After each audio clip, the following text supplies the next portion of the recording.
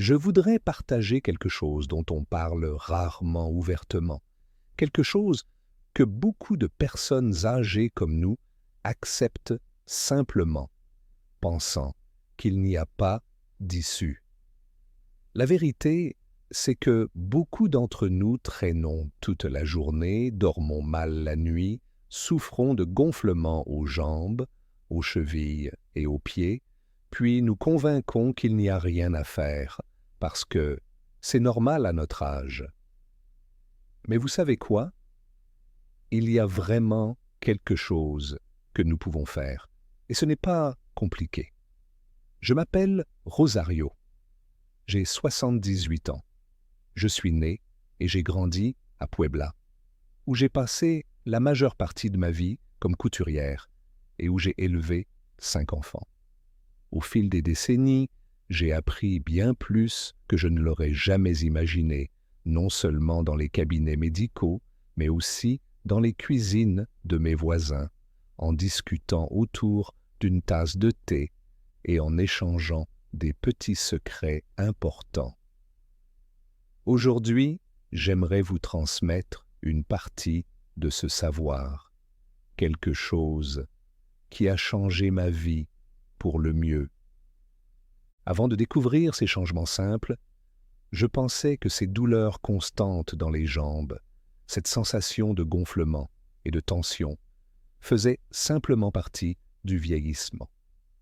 À la fin de la journée, mes chevilles me brûlaient, mes pieds étaient gonflés, comme si je portais des chaussettes 3 tailles trop petites, et je m'étais résigné. Je ne compte plus le nombre de soirées passées à me masser les chevilles, distraitement devant la télévision ou en essayant de m'endormir.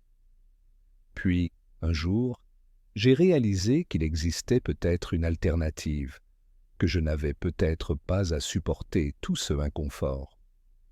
J'avais entendu des commentaires de mes amis, quelques mots ici et là du fils de mon voisin qui est infirmier, des suggestions du médecin de la clinique publique, et même quelques remèdes maison de la chère Doña Licha, connue pour ses tisanes et ses remèdes à base de plantes.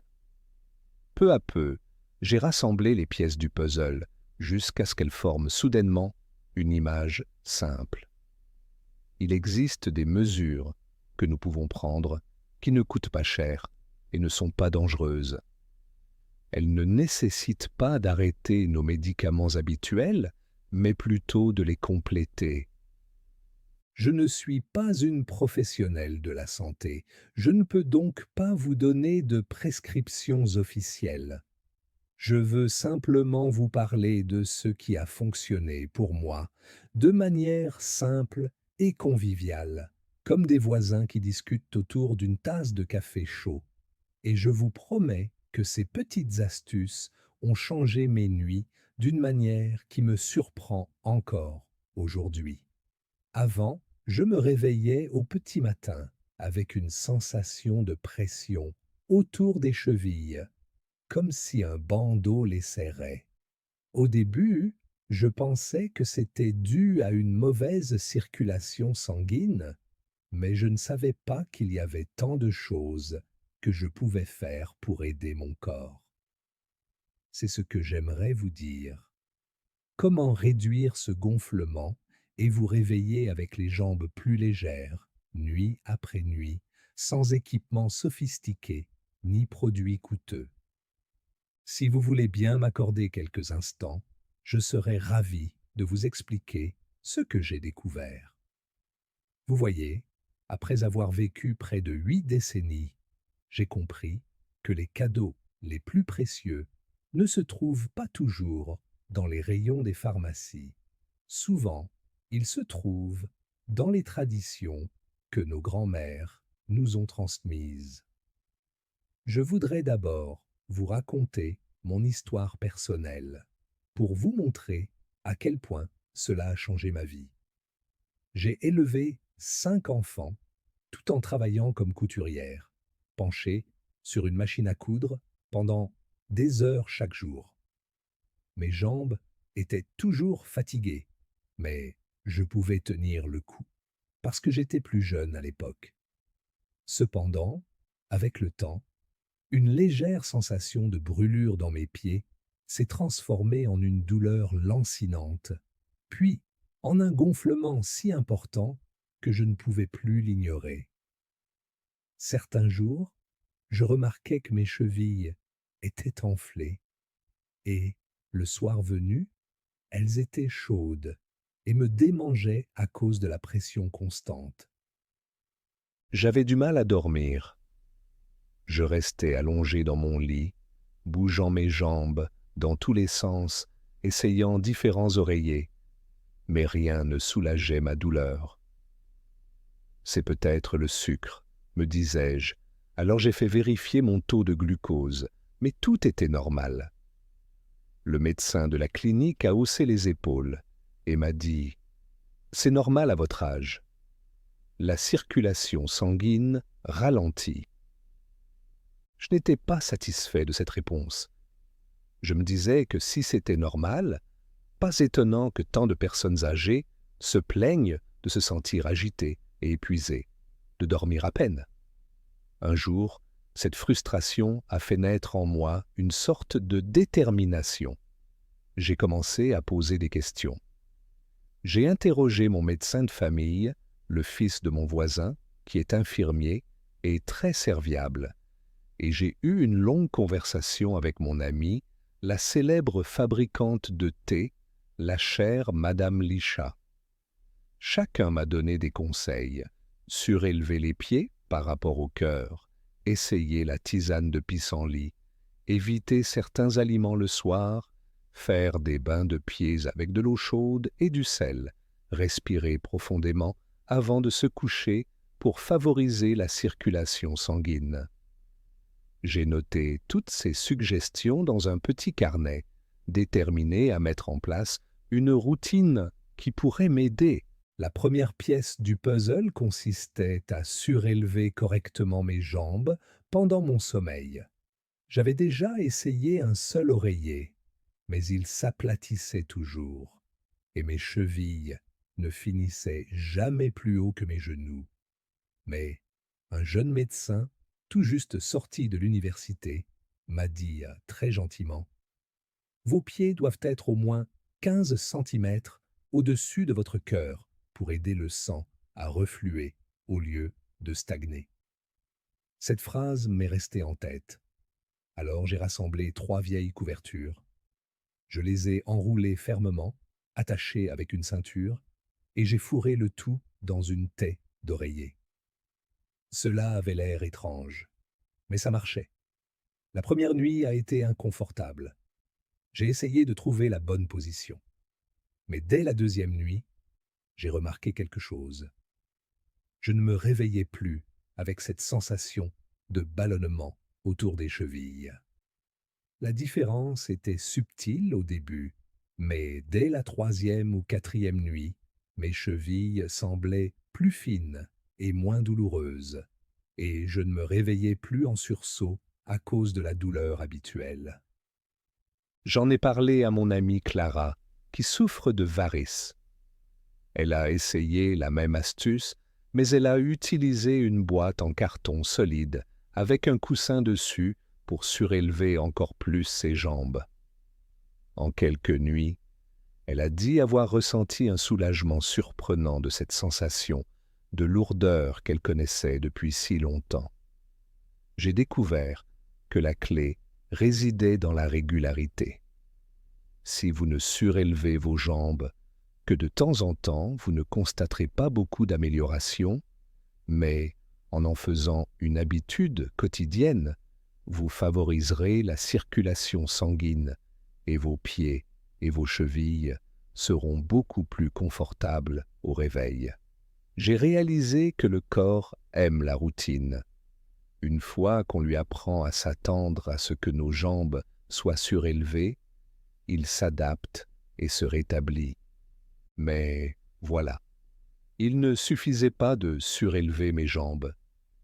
Juste avant de me coucher, j'ai commencé à tremper mes pieds dans un seau d'eau chaude, en ajoutant parfois de la camomille, parfois simplement du sel. Si je n'avais pas de camomille sous la main, je ne m'inquiétais pas. L'eau chaude, seule, est déjà apaisante. J'ajoute généralement 2 cuillères à soupe de sel de table à l'eau, je laisse dissoudre, puis je trempe mes pieds pendant environ 10 minutes. Pendant ce temps, j'aime respirer lentement et profondément, mettre de la musique qui me rappelle ma jeunesse et me détendre. C'est presque comme une mini-séance de spa à la maison, et cela aide les muscles à se détendre. L'infirmière dont je vous ai parlé m'a dit qu'un bain de pieds chauds favorise la circulation sanguine, détend les muscles tendus et calme même l'esprit. À la fin, je me sens déjà plus détendu.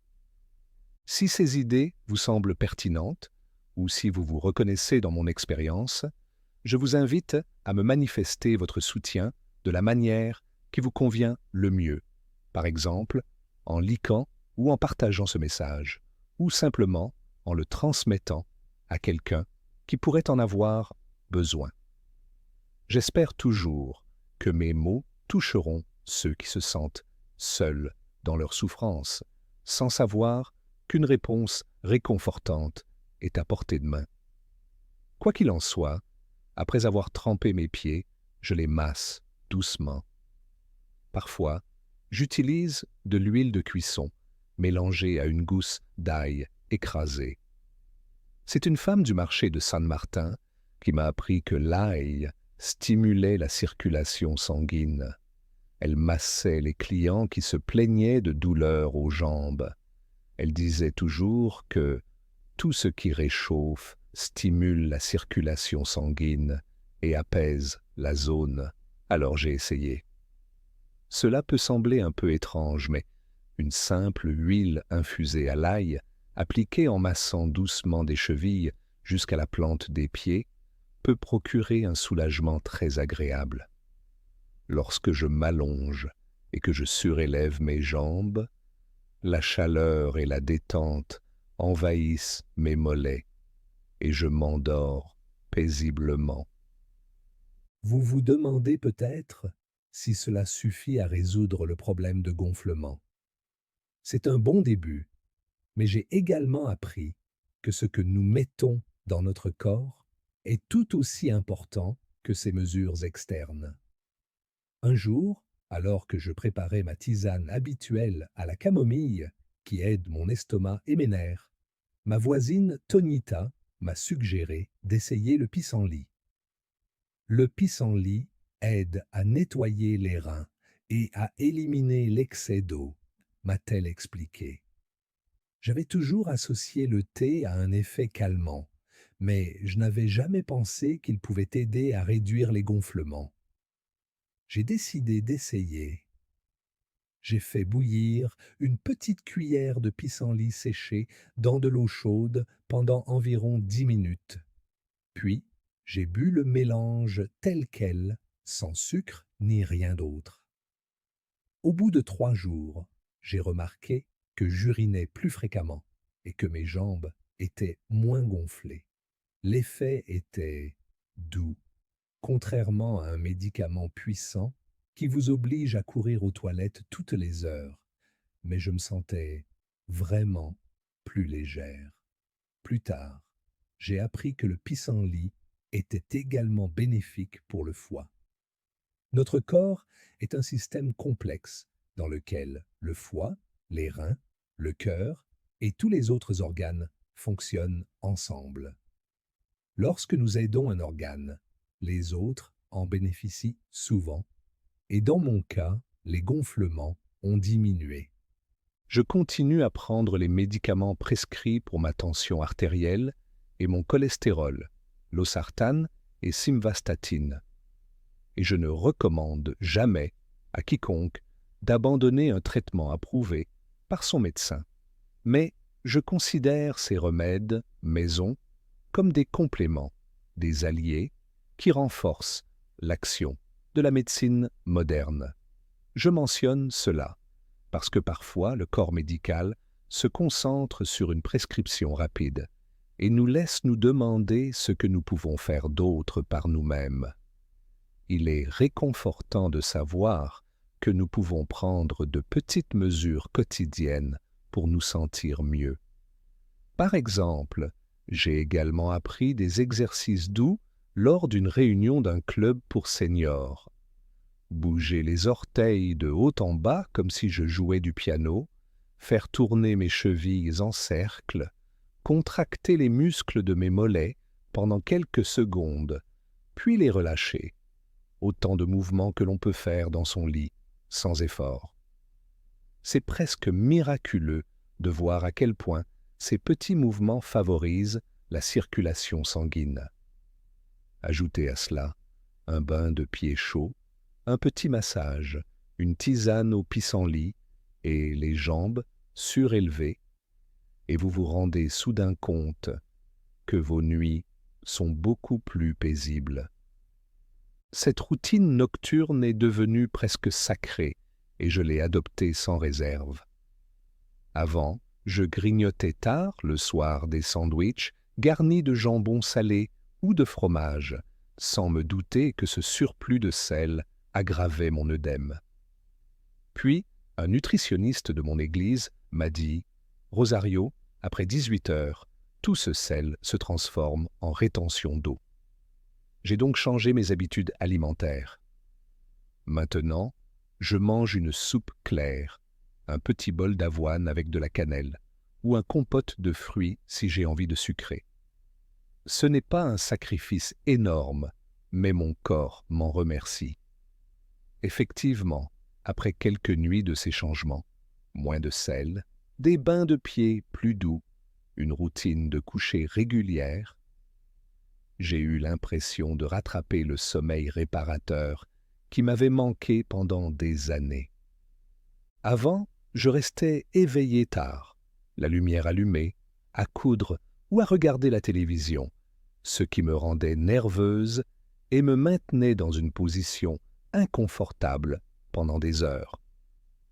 Maintenant, j'éteins les lumières plus tôt, je mets de la musique instrumentale apaisante et je dis à mon corps « Il est temps de ralentir ».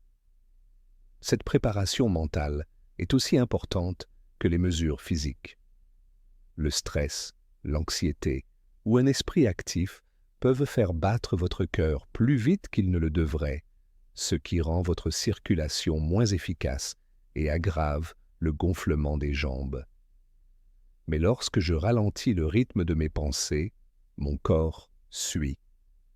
Je garde également près de mon lit des objets qui ont une signification particulière pour moi, comme une petite photo de ma mère, un vieux livre de prière ou une image de Saint Raphaël, pour me rappeler que j'ai déjà surmonté d'innombrables épreuves et que la paix est toujours possible.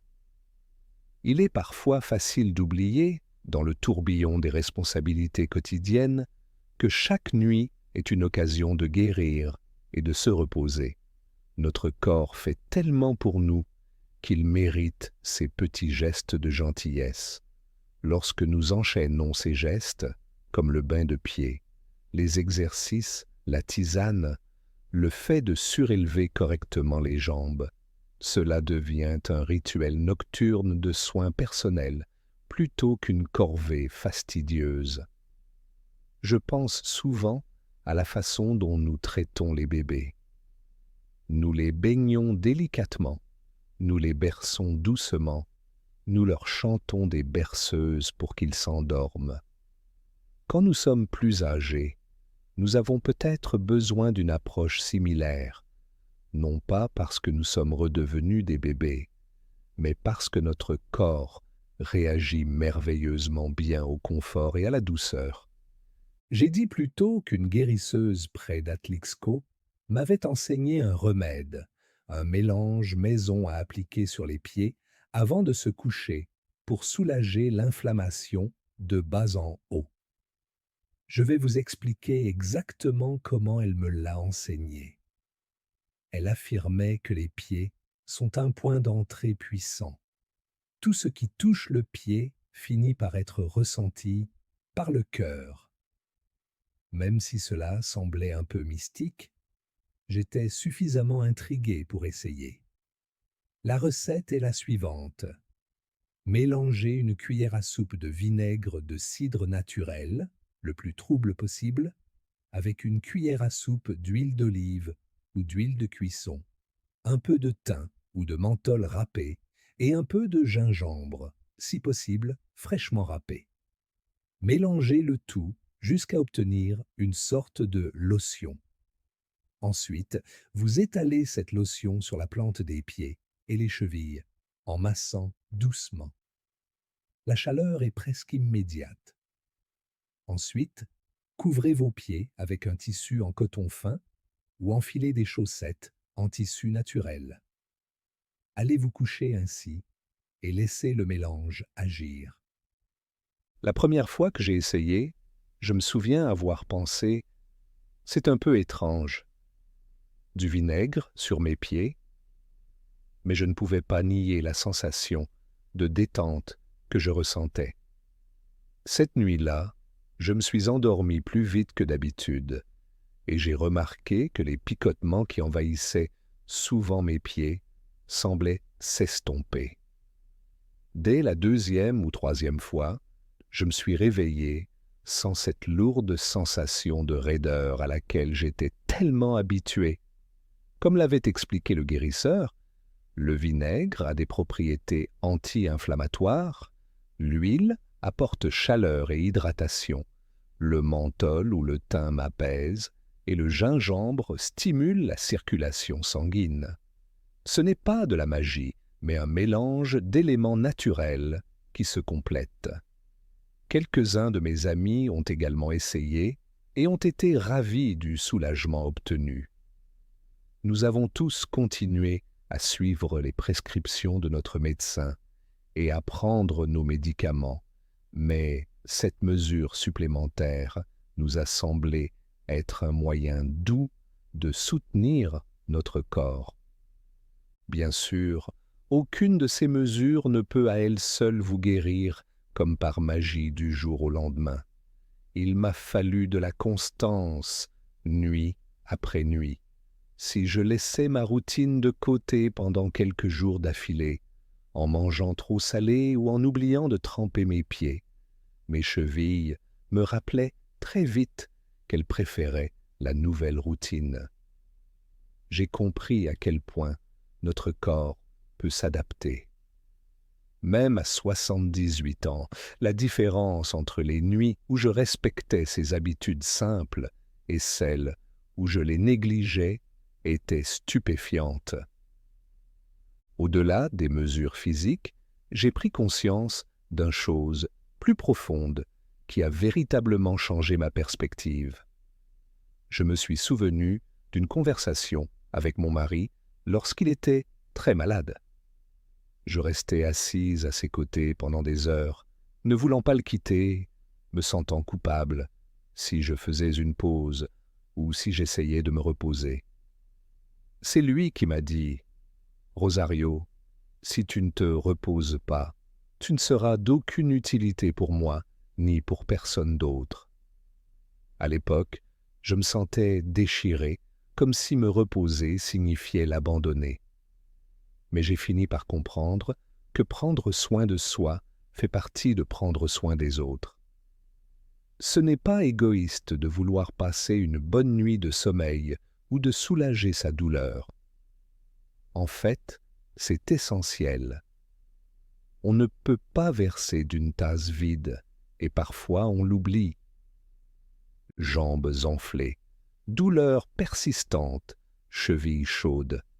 Ce sont tous des signaux que notre corps utilise pour nous dire qu'il a besoin d'attention. Plutôt que de les considérer comme des désagréments liés à l'âge, j'ai appris à les voir comme un système d'alarme doux qui me suggère de ralentir, de respirer et d'essayer une nouvelle approche. En changeant ma routine, je disais à mon corps « Je t'écoute ». Et lorsque je l'ai écouté, mon corps a répondu en laissant s'estomper une partie de l'inflammation, de la tension et de l'inconfort. C'était comme une conversation à double sens entre moi et l'enveloppe dans laquelle je vis chaque jour. Ce sentiment d'espoir, de possibilité, est quelque chose que j'aimerais pouvoir offrir à toutes les personnes qui pensent qu'il est trop tard pour elles. Nous nous attardons parfois sur nos regrets, en nous remémorant l'époque où nous pouvions rester debout toute la journée sans souci, monter les escaliers 2 marches à la fois, ou danser jusqu'à minuit. Il est facile de sombrer dans la tristesse en pensant à la façon dont notre corps a changé, à notre manque d'attention envers nous-mêmes par le passé. Je suis moi-même passé par là, pensant que j'aurais dû faire plus pour éviter ces problèmes à 50 ou 60 ans. Mais j'en suis venu à croire qu'il n'est jamais trop tard pour être indulgent envers soi-même. Même si nous avons passé des décennies à endurer la douleur, notre corps peut encore apprendre à nous faire confiance lorsque nous commençons à le traiter avec bienveillance. Si vous êtes toujours là, je vous remercie de m'avoir écouté. Je vous encourage à essayer au moins 1 ou 2 de ces suggestions. Surélevez vos jambes en vous appuyant sur un support solide, trempez vos pieds dans de l'eau salée tiède ou de la camomille, essayez le thé au pissenlit pendant quelques jours, testez cette lotion pour les pieds faite maison et voyez comment vous vous sentez la nuit suivante. Surtout, soyez patient avec vous-même. Les vrais changements se produisent souvent progressivement, par petites améliorations régulières.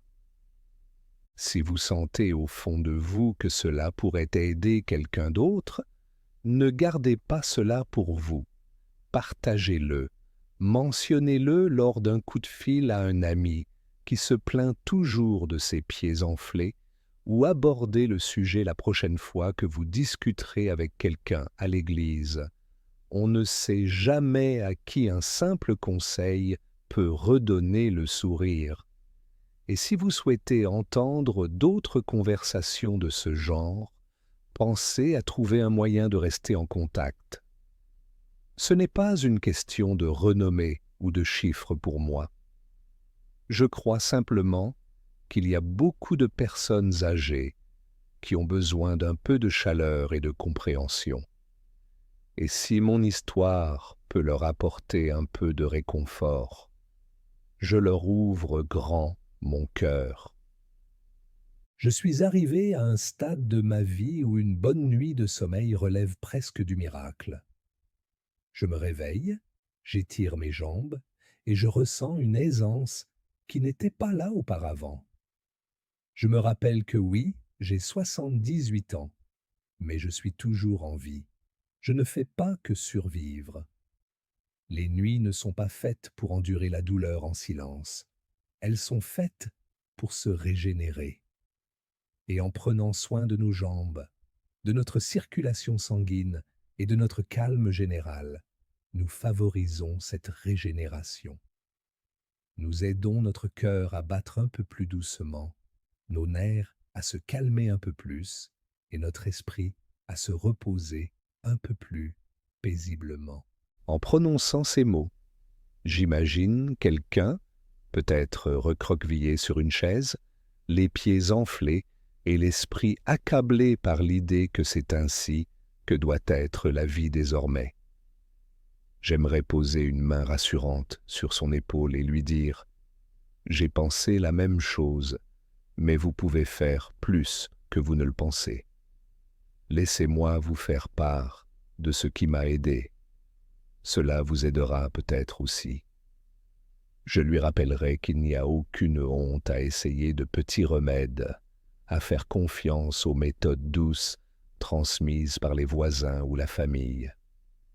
Bien sûr, nous continuons à respecter nos médecins et à prendre nos médicaments, mais rien ne nous empêche d'adopter ces traditions qui ont fait leurs preuves depuis des générations.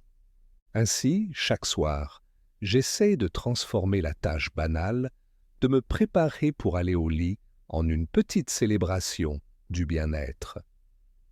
Je mets la même musique douce, je prépare mon eau chaude, je mesure mon sel, ou je fais infuser ma tisane de pissenlit, puis je surélève mes jambes avec ces couvertures enroulées. Cela me prend peut-être une demi-heure en tout, mais cela change radicalement les 8 heures qui suivent, et je me réveille pleine de gratitude. Il est difficile d'exprimer à quel point la vie est plus agréable quand on commence la journée sans cette sensation de tension et d'inflammation dans les chevilles. Je me sens un peu plus énergique quand je vais au marché, et je suis plus disposé à bouger parce que je ne ressens pas cette gêne constante. Même mes enfants, bien qu'ils soient grands et aient quitté la maison, remarquent une différence dans mon humeur. Ils me disent « Maman, tu as l'air plus heureuse ces derniers temps », et je leur réponds « C'est parce que je dors enfin ». Ils rient, et je ris avec eux, reconnaissante d'avoir trouvé quelque chose qui fonctionne sans coûter une fortune ni nécessiter un mode d'emploi compliqué. Si vous vous souciez de votre santé, ne vous arrêtez pas là. Cliquez sur la vidéo sur votre écran dès maintenant. Cela pourrait être la prochaine étape pour vous sentir mieux chaque jour.